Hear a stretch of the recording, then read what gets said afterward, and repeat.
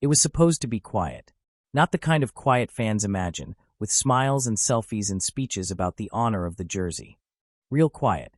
The kind you only get inside an elite gym when everyone already knows how good everyone is. No cameras pressed up against the baseline. No dramatic announcements. Just reps, film, controlled runs, and a staff trying to see what the next chapter is going to look like before the public starts shouting their guesses. And then the internet did what it always does.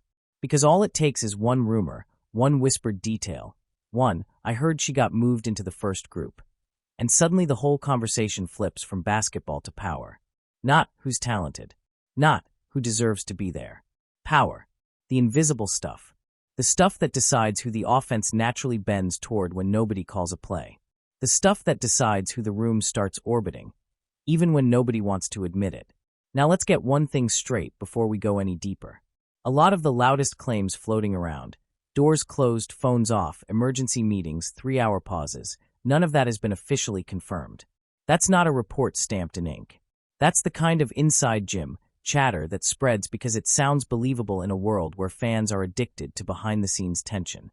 But here's the twist. Even if the most dramatic parts of the rumor aren't proven, the reason it's believable tells you everything. Because the real story isn't did somebody get mad. The real story is this. USA basketball is entering a new era where two things are colliding at once, elite skill and cultural gravity. And when those two overlap inside one gym, the temperature changes fast, even if nobody says a word. That's what makes this whole thing hit different. This isn't a typical players don't like each other narrative. That's lazy. This is about what happens when a program built on balance, on stacking stars and asking everyone to sacrifice, has to face a reality the women's game hasn't dealt with at this level in quite the same way before. Because the spotlight is different now. The audience is louder. The business is heavier. And one player's presence can shift the entire ecosystem, not just the defense in front of her. So when people say, why is everyone making this a big deal? The answer is simple, because it is a big deal, structurally. Not emotionally. Structurally. The kind of big deal that changes how decisions get made even when the staff is trying to keep everything calm. And that's why this camp matters. Senior national team camps aren't just show up and hoop. They're not all-star weekend runs. They're not social media mixtapes. They're the place where roles get tested before roles become official. Where the staff watches how a player reacts when they're not the center. Where the staff watches who can scale up fast when everything gets tighter. And when you put a room full of franchise-level players into that environment, there's always one question underneath everything. Who is this really going to run through when it counts? Because everybody in that gym is used to being the answer. Now add Caitlin Clark. Confirmed, she's been invited into senior camp settings, and this moment is treated like a real checkpoint in the national team pipeline. Not a fan vote, not a popularity contest, a real evaluation environment, one that matters for the next international stretch. But here's the part casual viewers miss. Caitlin doesn't just bring talent into a gym. Plenty of players bring talent. She brings gravity. And gravity is uncomfortable because it doesn't ask permission. Gravity doesn't wait for veterans to approve. Gravity doesn't care what the depth chart looked like last cycle. Gravity just pulls.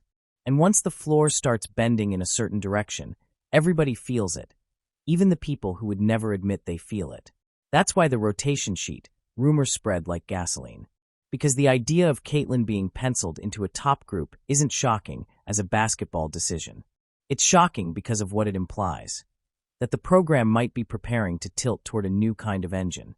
And if you're another generational player in that same gym, another name that's been treated like the future, another player who has spent her whole life being the system instead of adjusting to one, then even a hint of that tilt forces you to process something you don't usually have to process.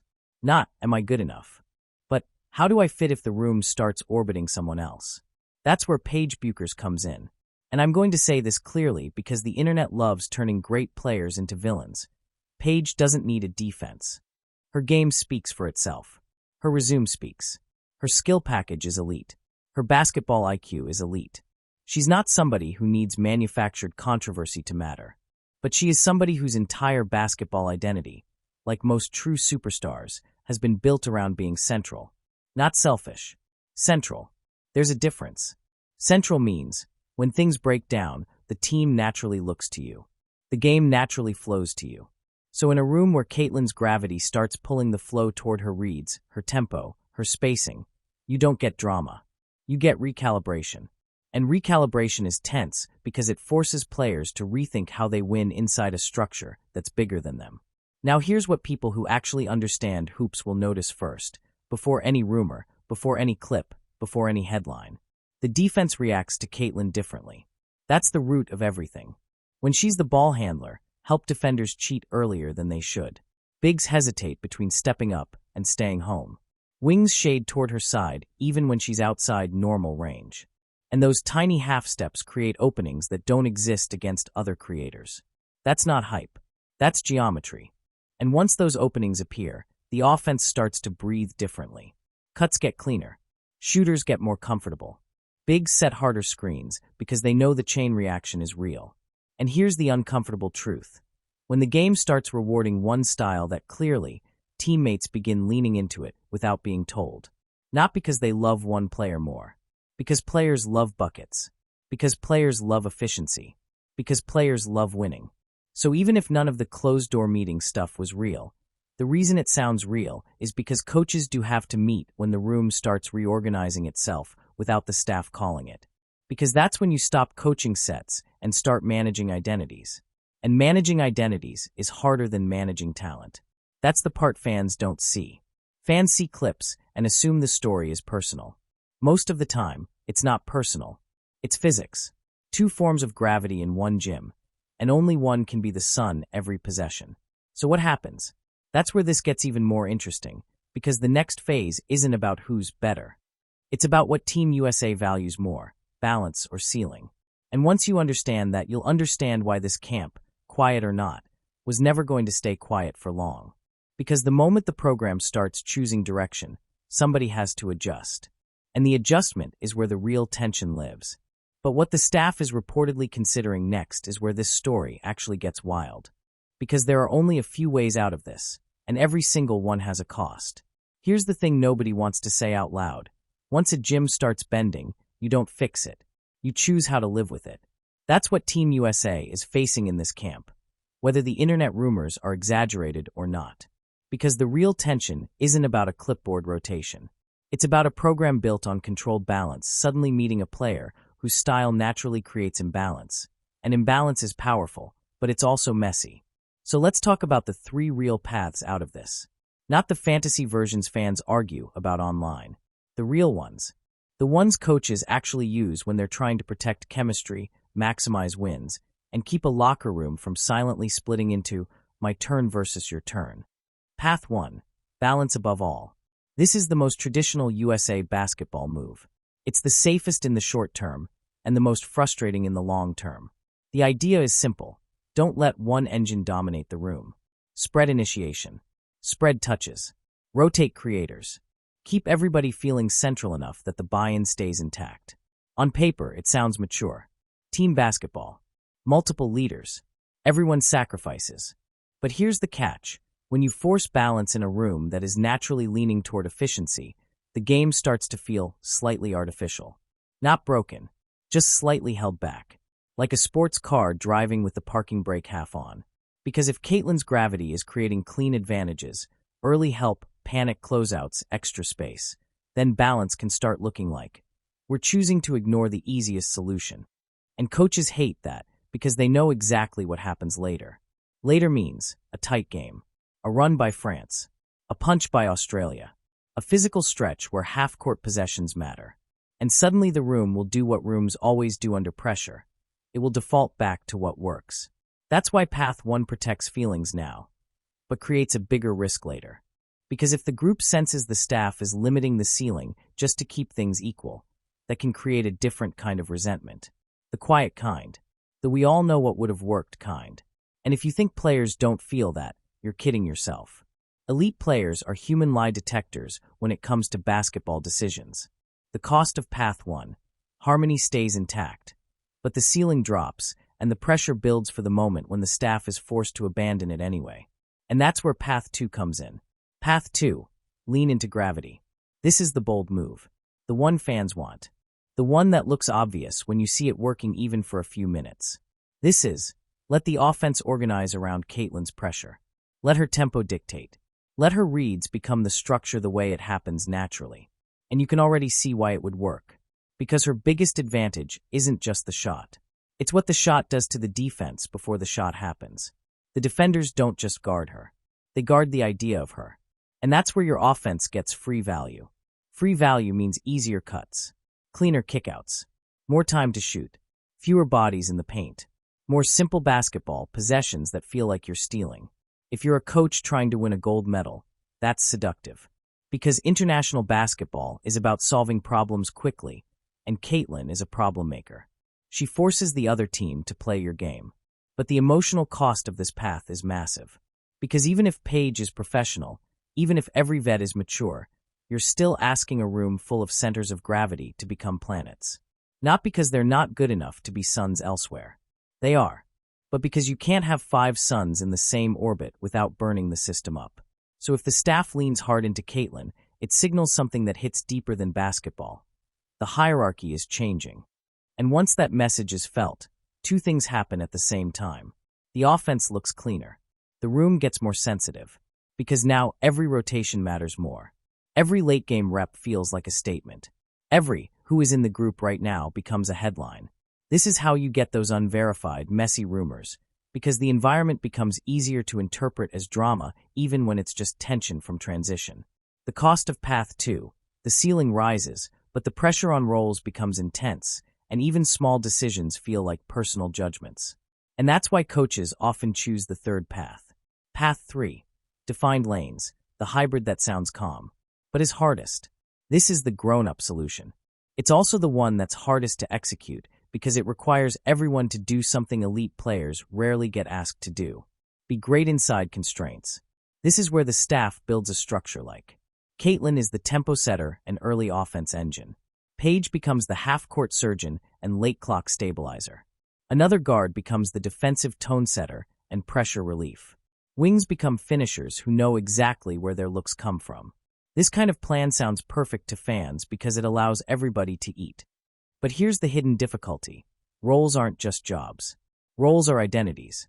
And for players who have been the answer everywhere, being told, "You're the closer, not the starter," or "You're the starter, not the closer," can feel like you're being asked to become a different person, even if it's logical, even if it's smart, even if it wins. Because ego isn't always loud. Sometimes it's quiet. Sometimes it's just a player thinking, "I've never had to play like this before, and the world expects me to be me." And the hybrid plan can create the most confusing emotional moments. Caitlin runs the first unit, and the offense looks electric. Paige checks in, and the offense becomes calmer and more surgical. Fans interpret that shift as proof one is better. Players interpret that shift as proof the staff is deciding something bigger. And if the staff doesn't communicate it perfectly, defined lanes can turn into defined camps. Not publicly, internally, quietly. The cost of Path 3. It gives you the best chance to keep the ceiling high while preserving buy-in, but it demands maturity, communication, and sacrifice at a level that only truly special teams can maintain. And there's one more layer to all this that makes it even more sensitive right now. Because it's not just basketball anymore. The women's game is in a moment where attention has become a force inside the sport, not outside it. That means the staff isn't just building lineups. They're building a story the public will attach to. And every story has a main character, whether the staff wants one or not. That's the part that makes people uncomfortable because it feels unfair. You can have players who have put in years of dominance, and then suddenly the ecosystem shifts because one player brings a different kind of pull. That doesn't erase anyone's greatness, but it changes how the system behaves. And systems always behave the same way when the gravity changes. They reorganize. Now here's the question that turns all of this from camp talk into future of Team USA talk. If this is already the tension in a controlled environment, what happens when it's not controlled? What happens when it's a real international opponent, real pressure, real late-game possessions, and the team needs one clear decision-maker? Because that's where all the nice ideas disappear and reality shows up. And that's where the next layer of this story gets dangerous. Because if the staff tries to delay the decision too long, the players start making their own conclusions. And once players make their own conclusions, you don't need a blow-up for chemistry to change. All you need is silence. But the most overlooked piece of this entire situation isn't Caitlyn or Paige. It's the rest of the roster. Because the rest of the roster decides whether this becomes a rivalry or a machine. This is the part fans almost never talk about, but coaches think about it constantly.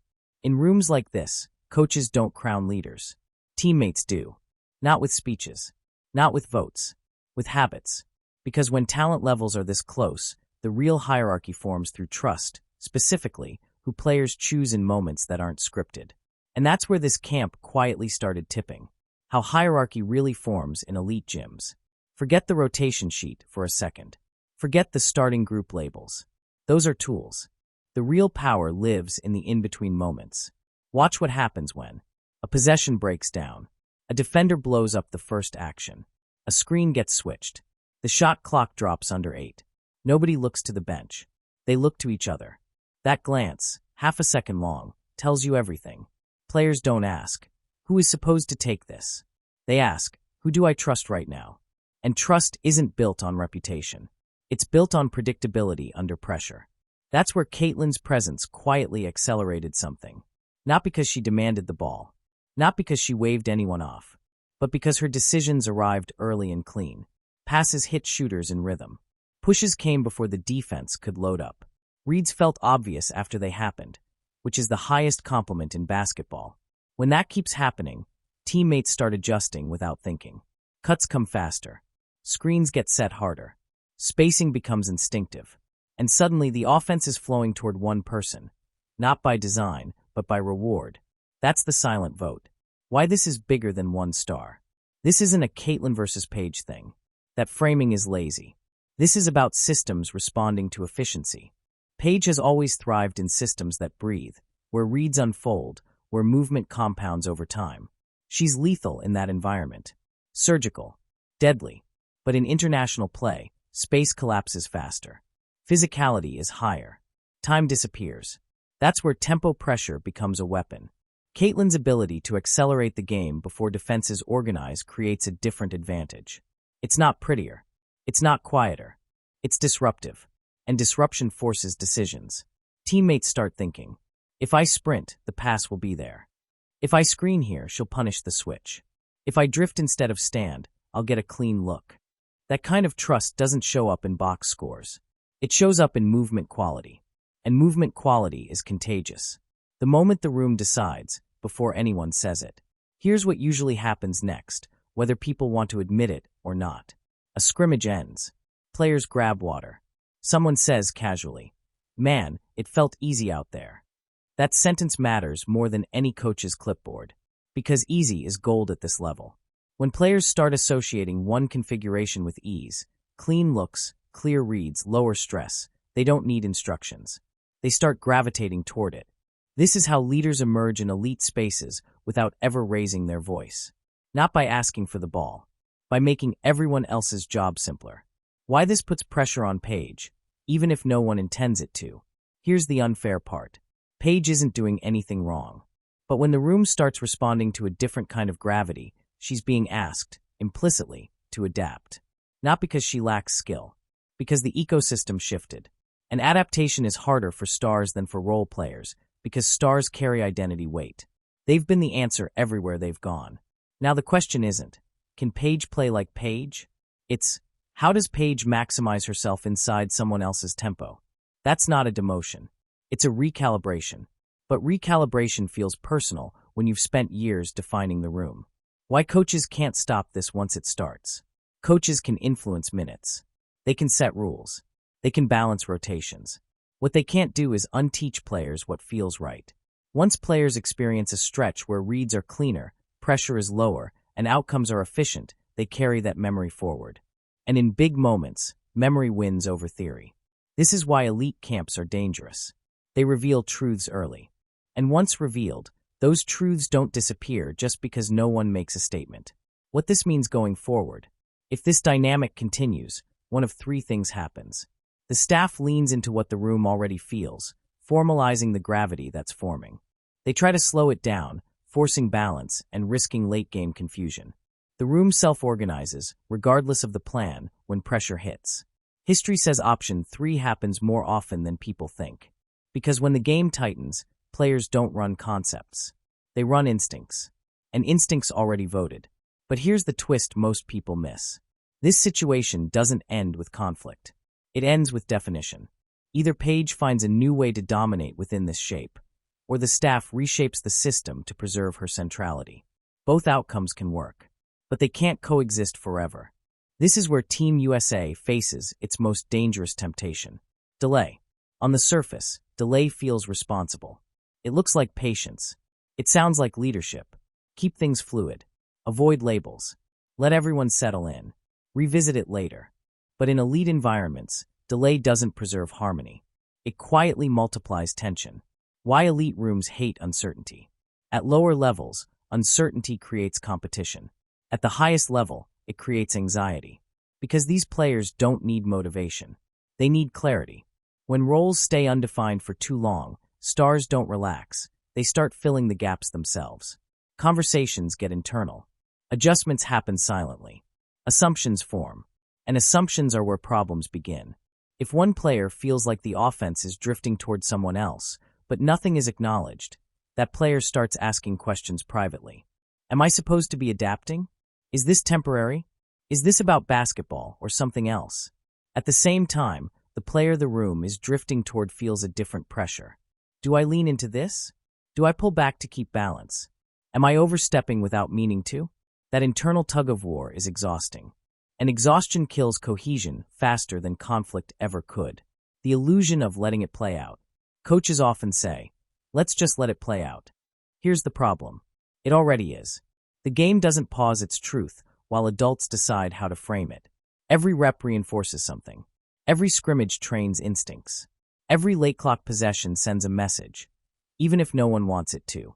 If Caitlin keeps being the cleanest release valve under pressure, teammates will keep finding her. If Paige keeps operating slightly off the main current, she'll feel it, even if she's still producing. And if the staff doesn't address that drift openly, it doesn't neutralize it. It personalizes it. Why this hits harder in international play. Team USA isn't a franchise. There's number 82 game runway to work things out. You get limited camps, limited reps, limited margin. When Olympic pressure hits, clarity matters more than comfort. International defenses don't care about reputations. They care about tendencies. They care about speed. They care about stress. If roles aren't defined by then, players revert to instinct. And instinct doesn't ask permission. The risk nobody wants to say out loud. Here's the real risk of waiting too long. You don't get a clean adjustment. You get a fracture. Not a loud one. Not a dramatic one. A subtle one. A half step late on a rotation. A pause before a cut. A glance instead of a sprint. Those moments don't look like drama on TV. They look like lost gold medals. And the worst part, everyone realizes afterward exactly when it started. Why early clarity is kinder than late correction. There's a belief that early definition hurts feelings. At this level, it's the opposite. Clear expectations, even uncomfortable ones, allow elite players to channel themselves properly. If Paige knows, this is how I dominate here, she'll do it. If Caitlin knows, this is the responsibility I carry, she'll embrace it. What breaks teams isn't role change. It's role ambiguity, the staff's real choice. This isn't about picking favorites. It's about answering one question honestly. What version of this team do we want to be under maximum pressure? Because whatever that answer is, the groundwork has to be laid now. You can't install trust in the fourth quarter of a gold medal game. You either grow into it, or you fake it. And faking it never survives contact. Why this moment is bigger than both players. This camp didn't expose weakness. It exposed transition. The women's game is accelerating. Audiences are expanding. Pressure is increasing. Programs that adapt early thrive. Programs that protect comfort fall behind. This isn't about Caitlin Clark replacing Paige Bueckers. It's about whether Team USA is willing to let efficiency shape identity, even when that evolution feels uncomfortable. Because the game is already voting. The only question left is whether leadership is listening. This is the part no highlight reel prepares you for. Because being great is one thing. Staying great when the game starts asking something new of you is something else entirely. For Paige Bueckers, this camp didn't challenge her talent. That part is settled. It challenged something much deeper, identity. When the floor stops orbiting you automatically. For most of her basketball life, Paige has been the reference point, the connector, the stabilizer. The player teammates look toward when possessions get messy. That doesn't disappear overnight. But inside this gym, something subtle happened. The floor didn't stop respecting her, it just stopped defaulting to her. And that distinction matters. Because respect feels earned. Default feels assumed. When the default shifts, even slightly, elite players notice immediately. Not with frustration. With awareness. This isn't ego, it's calibration. There's a lazy narrative people jump to hear. Ego. Jealousy. Competition gone wrong. That misses the reality. This is calibration. Paige isn't asking, why her? She's asking, who am I in this version of the game? That's a harder question. Because it doesn't come with anger. It comes with responsibility. The quiet math every elite player does. Behind the calm body language, a calculation happens. Where do my strengths lift the group fastest? Where does forcing my usual role slow things down? When do I assert, and when do I amplify? Those aren't questions average players ever face. They're questions only great ones do. And they don't get answered publicly. They get answered in film sessions, late nights, and self-talk no one hears. Why this moment is actually dangerous, in a good way. Here's what makes this moment powerful instead of threatening. Paige has already survived reinvention. Injuries forced it. Setbacks refined it. Patience sharpened it. She knows what it feels like to rebuild without losing herself. That experience matters now. Because bending isn't surrender, it's expansion. If Paige leans into versatility instead of centrality, something dangerous happens. She becomes harder to scheme against. She becomes the connective tissue defenses can't isolate. She becomes the pressure valve that breaks opponents late. Why this isn't a loss of status? Here's the truth most fans miss. Olympic teams don't crown alphas. They weaponize fit. The greatest Team USA lineups in history weren't built around ego dominance. They were built around complementary gravity. If Caitlin stretches defenses from impossible range, Paige becomes the surgeon who punishes every overreaction. That's not diminishing. That's devastating. The legacy question that's quietly forming. This camp may not decide a starting lineup, but it does ask a legacy-defining question. Do you insist on being the system, or do you become the reason the system is unstoppable? History remembers both kinds of players, but it reveres the second. Why Paige's response matters more than the rotation. Coaches can adjust minutes. Schemes can evolve. But tone is set by how stars respond when the game changes shape. If Paige leans into this moment with intelligence instead of resistance, the room stabilizes instantly. If she fights the shift quietly, the tension lingers. Not because she's wrong, but because gravity always exposes friction. And that's why this moment isn't over yet. Nothing exploded. Nothing collapsed. That's what makes it important. Because the most consequential transitions don't announce themselves. They wait. They watch. And they reveal who's ready to grow, and who's still holding on to yesterday's version of greatness. This is the room fans never see. No cameras. No quotes. No applause. Just whiteboards, film clips, and decisions that don't care about feelings, but must respect them. Because once a shift becomes visible on the floor, the staff has only two options: shape it or chase it. Why this isn't a basketball question anymore. At this point, talent evaluation is done. Everyone in that gym can play. Everyone belongs. What's being debated now is architecture. How do you design a system where gravity exists without collapsing everything into it? That's the challenge Caitlin Clark introduces, not intentionally, but inevitably. You don't scheme around her range. You scheme because of it. And that changes everything. The risk of overcorrecting.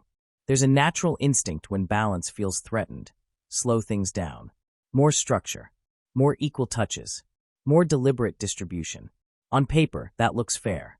In reality, it often neuters what made the advantage special in the first place.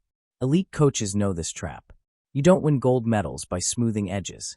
You win them by sharpening one edge so much it breaks games open. The question isn't whether Caitlin's gravity works. It's whether the staff trusts itself enough to let it lead. Why shared leadership isn't always neutral. Another concept floating in rooms like this is shared leadership. It sounds progressive. It sounds safe. But leadership by committee only works when pressure is moderate. Under Olympic stress, the ball doesn't care about committee meetings. It finds the cleanest solution. And right now, The cleanest solutions are forming faster when Caitlin initiates chaos and Paige finishes it. That's not favoritism. That's physics. The Paige factor the staff can't ignore. Here's what makes this tricky. Paige isn't a role player learning a new lane. She's a former centerpiece learning how to weaponize space created by someone else.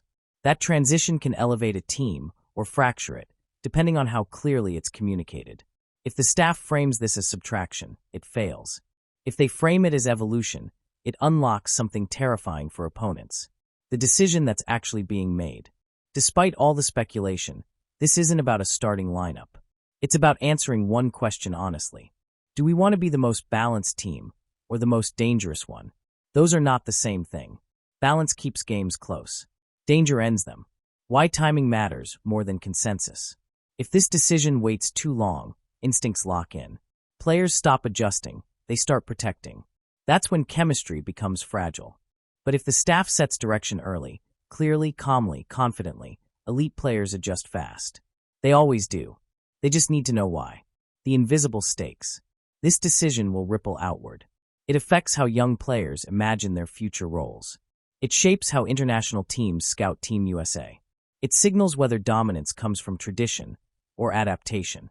And once that signal is sent, it can't be recalled.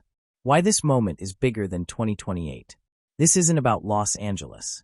It's about the next decade. Women's basketball is accelerating. Systems that don't evolve will be passed quickly. The staff knows this. They're not choosing between two stars. They're choosing between two philosophies. And here's the quiet truth. Whatever they choose, someone will have to bend. That's not failure. That's elite sport. Because when two forces can't occupy the same center, greatness isn't decided by who pushes harder. It's decided by who adapts smarter. This is where the equation changes. Because once whispers leave the gym, control leaves with them. Team USA can manage rotations. They can manage minutes. They can manage messaging. What they cannot manage anymore is attention. And attention has weight. Why this moment didn't stay quiet. Nothing official leaked. No quote. No depth chart. No confirmation. And yet, the reaction was instant. Because fans didn't need details, they recognized the pattern. When gravity shifts, people feel it before they can explain it. And Caitlin Clark has become the clearest signal of gravity women's basketball has ever had. The new reality teams can't ignore. For decades, national programs operated in a bubble. Performance in the gym was everything. External noise stayed outside. That era is gone. Now every decision exists in an ecosystem. Broadcast partners, ticket demand, social engagement, casual fans entering the sport for the first time. And whether anyone likes it or not, Caitlin Clark is a gateway for all of that. Not because she asks to be, because the audience follows her. Why this makes people uncomfortable? There's an unspoken fear inside elite programs. That popularity might override purity. That decisions could be misread as pandering instead of precision. That tradition could be diluted by momentum. But here's the truth coaches won't say publicly. Ignoring attention doesn't preserve integrity. It just delays adaptation. The difference between marketing and momentum. This isn't marketing pressure. Marketing can be resisted. Momentum can't. Momentum shows up in packed arenas. In rating spikes when one player is active. In dead air when she's not. That data doesn't knock. It accumulates. And eventually, it stands in the room. Why fans are actually arguing about power. Online debates aren't really about Paige versus Caitlin. They're about who defines the future. Is greatness still something the system decides? Or is it something the system responds to? Fans sense this shift instinctively. That's why reactions are emotional. They're watching the sport renegotiate who gets to lead. The risk of getting this wrong. If the program resists this moment too hard, it risks looking out of step. If it embraces it too aggressively, it risks alienating players who built the foundation. That balance is razor thin, and every public reaction tightens it further. Why Paige's response matters more than any statement. Here's what hasn't been emphasized enough. Paige hasn't fed the chaos. No cryptic posts. No passive shots. No energy leaks. That restraint matters, because it signals professionalism, but it also signals calculation. Elite competitors don't react immediately. They assess. And what Paige does next will speak louder than anything she's already done. The audience isn't choosing, they're amplifying. Fans don't set lineups, but they amplify outcomes. When something works, they turn it into narrative oxygen. When something stalls, they suffocate it. Programs that understand this don't chase applause. They align with inevitability. The quiet shift no one wants to admit. What's happening here isn't conflict. It's convergence. Two timelines are meeting. The timeline of legacy excellence and the timeline of explosive expansion. They don't move at the same speed. And when they collide, friction is unavoidable. Why this moment can't be rewound? Even if rotations change tomorrow. Even if messaging smooths things over. The idea has already landed. That Caitlin Clark isn't just fitting into Team USA. She's reshaping how fitting in works. Once that realization exists, it doesn't disappear. And this is where it gets interesting. Because the next decision won't be made in a meeting. It'll be made under pressure. In a tight run. Against a physical opponent. When instincts override plans. That's where truth always surfaces. This is the stage where programs usually slow everything down and pretend nothing urgent is happening. But urgency doesn't ask for permission. It shows up when every future option starts carrying a cost. And that's exactly where Team USA finds itself now. Why this isn't a simple basketball decision anymore. On paper, this looks manageable. Rotate more. Balance touches. Stagger creators. Keep everyone engaged. But paper solutions only work when pressure stays theoretical. This situation isn't theoretical. Because the moment Caitlin Clark stepped into that first group and the floor reorganized itself, the program crossed a threshold. From here on out, every choice sends a signal. The three paths in front of the staff. Nobody has said this publicly, but insiders understand it clearly. There are only three real directions this can go. And none of them are clean. Path 1, controlled balance. This is the safest option on the surface. The staff leans into structure. Rotations are engineered. Responsibilities are clearly divided. Caitlin initiates in certain segments. Paige anchors others. Usage is managed carefully. This preserves harmony, but it also caps ceiling. Because basketball gravity doesn't like being rationed. When momentum is throttled, efficiency drops. And elite opponents punish hesitation. This path keeps peace, but risks leaving power unused. Path 2, functional hierarchy. This is the honest option. Not announced, not declared, but quietly accepted. The offense flows through what works most consistently. Others adjust roles around it. This doesn't erase stars. It redefines how they contribute. Paige becomes devastating as a secondary creator. Deadly without the burden of constant orchestration. Freer to attack tilted defenses.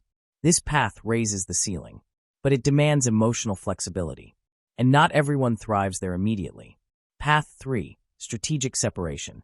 This is the option nobody wants to say out loud. Sometimes timing doesn't align. Sometimes priorities diverge. Sometimes elite fits just don't sync in that cycle. That doesn't mean failure. It means preservation. A player steps back. A roster shifts. Chemistry is protected elsewhere. This path avoids tension, but sacrifices potential. And once chosen, it's hard to reverse. Why none of these are about ego? The lazy take is to frame this as personalities clashing. That's wrong. This is about identity alignment.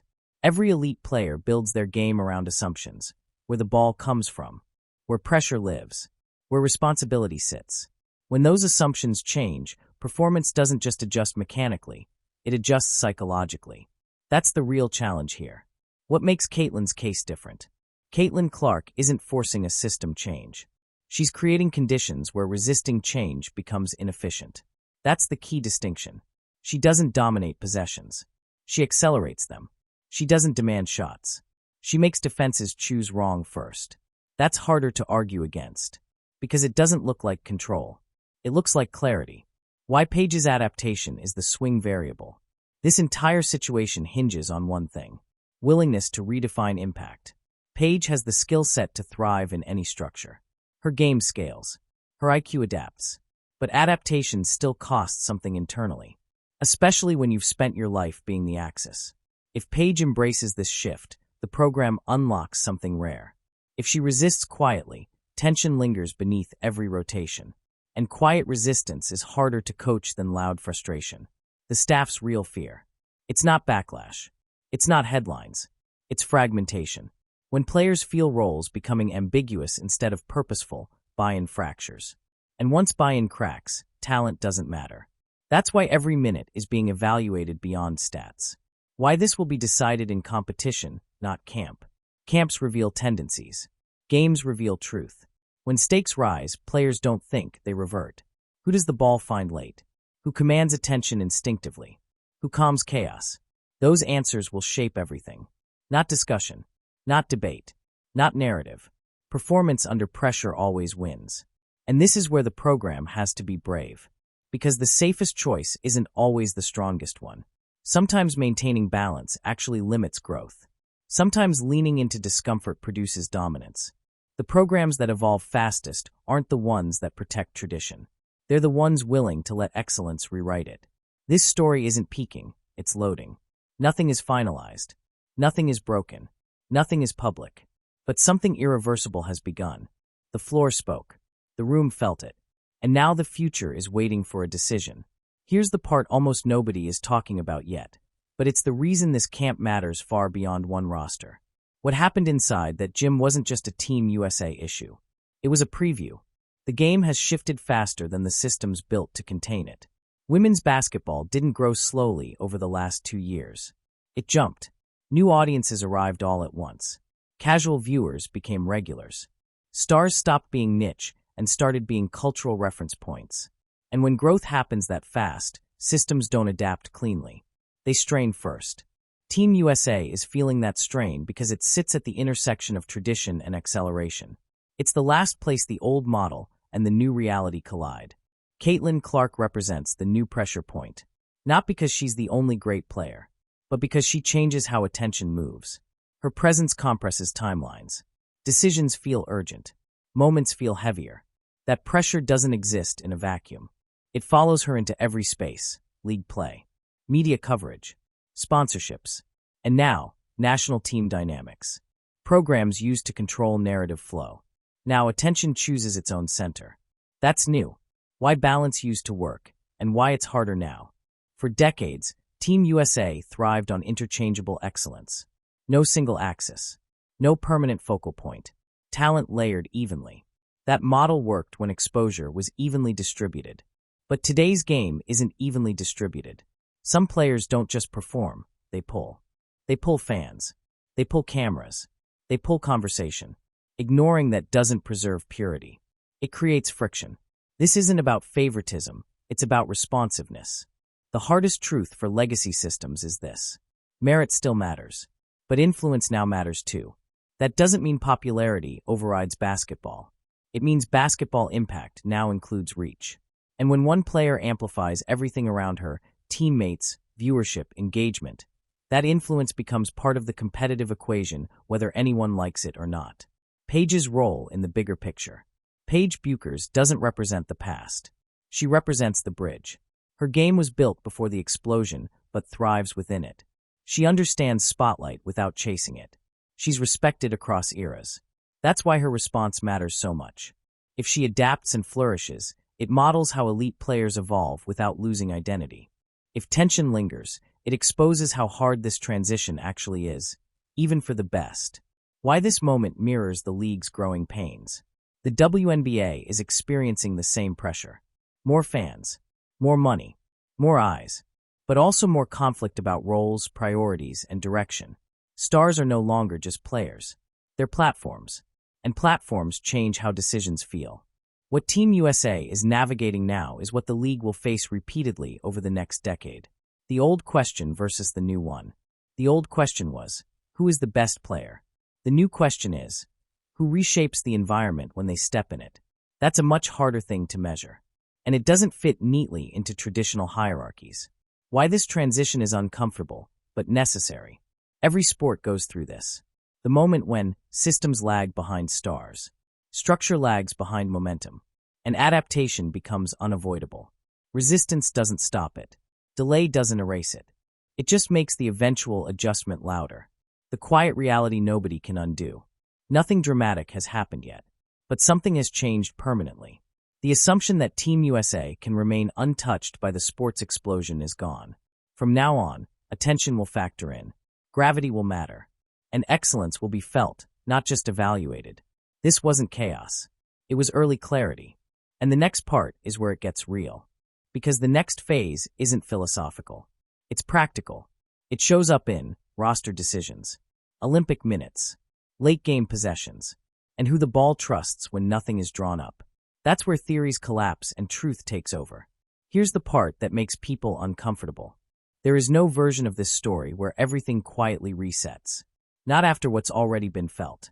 Once gravity is exposed, it can't be hidden. Team USA didn't lose control of the room. They saw the truth of it.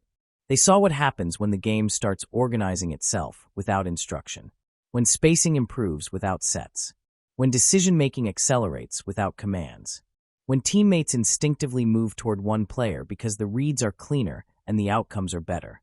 That kind of clarity doesn't disappear when camp ends. It follows the staff into film sessions, into lineup planning, into future invites.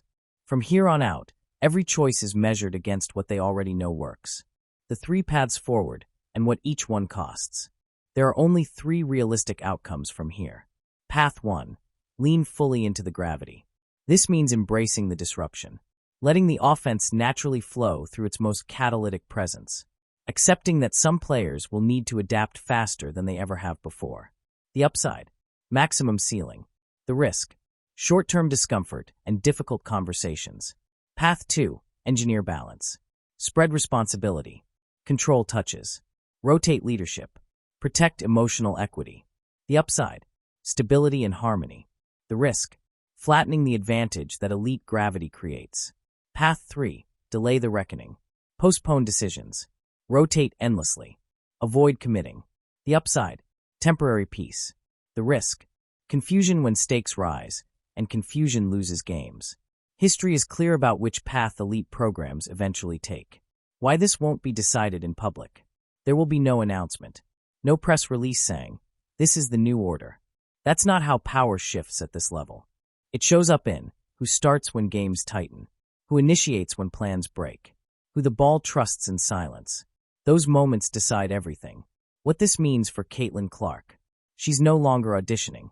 She's being evaluated as a structural piece. That's a different standard. It's heavier. It comes with expectations instead of opportunities. From here forward, her role will either expand quietly or be intentionally managed. Either way, she's already altered the equation. What this means for Paige Bueckers. This isn't a setback. It's a fork in the road.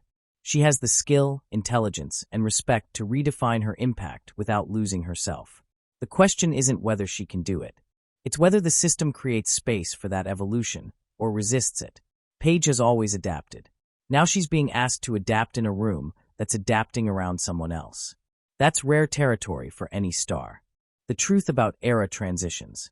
Eras don't change because people agree. They change because reality forces alignment. This camp didn't create conflict. It revealed timing. The future arrived early, and everyone felt it. The final reality. No one was disrespected. No one failed. No one lost their place overnight. But the illusion of permanence did. And once that illusion cracks, every decision carries weight. Team USA is standing at a crossroads not because of drama, but because excellence accelerated faster than expectation. What happens next won't be loud. It will be decisive. And years from now, this camp will be remembered as the moment people realized the shift had already happened, long before the medals were decided. If you want to stay ahead of what's really shaping women's basketball, the moments before the headlines, the decisions before the announcements, make sure you're subscribed. Drop your take in the comments, hit like if this changed how you see the situation, and stay locked in. Because the next era isn't coming. It's already here.